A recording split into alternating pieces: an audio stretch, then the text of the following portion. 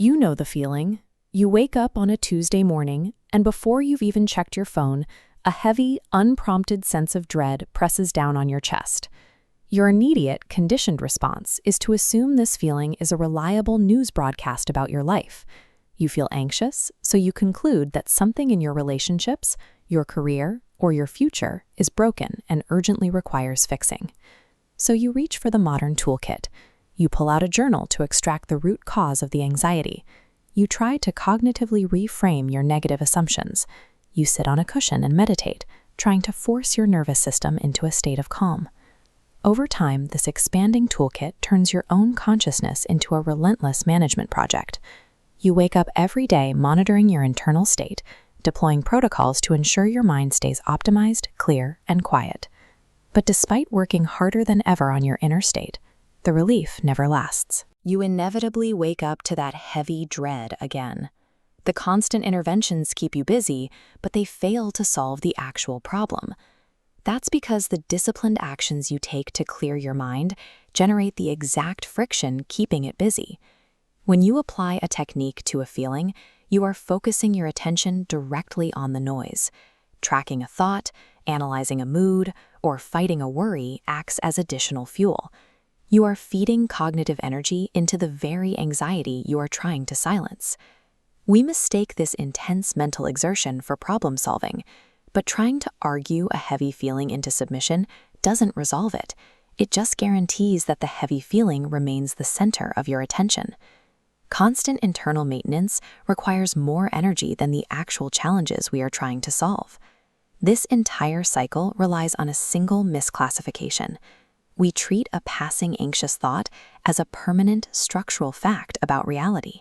If your house has a cracked foundation, you hire an engineer and develop a structural repair plan.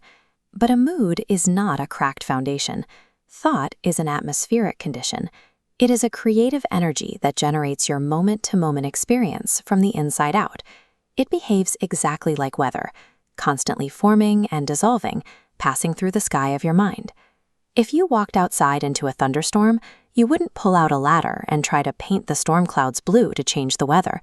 You know the rain will pass on its own. Yet, when mental weather rolls in, we immediately grab our psychological paintbrushes. Attempting to fix a low mood with a psychological protocol simply stacks additional layers of thought on top of an already busy mind, intensifying the very weather you want to escape. You already trust your body's physical immune system. If you get a cut on your hand, you don't consciously direct white blood cells to the infection site. Your body simply heals when you stop picking at the wound. Human consciousness appears to operate with a similar self-correcting tendency. We see this every time a problem that felt catastrophic at midnight looks manageable the next morning, not because the situation changed, but because the mind's own intelligence cleared the fog while we were sleeping. Think of a busy mind as a snow globe that has been shaken. The white flakes are swirling everywhere, completely obscuring the view. Our conditioned reflex is to try and fix this. We want to reach inside the glass, extract the problematic snowflakes, and manually arrange the rest. But to do that, you have to keep your hands on the globe. You have to keep interacting with it. You keep shaking it.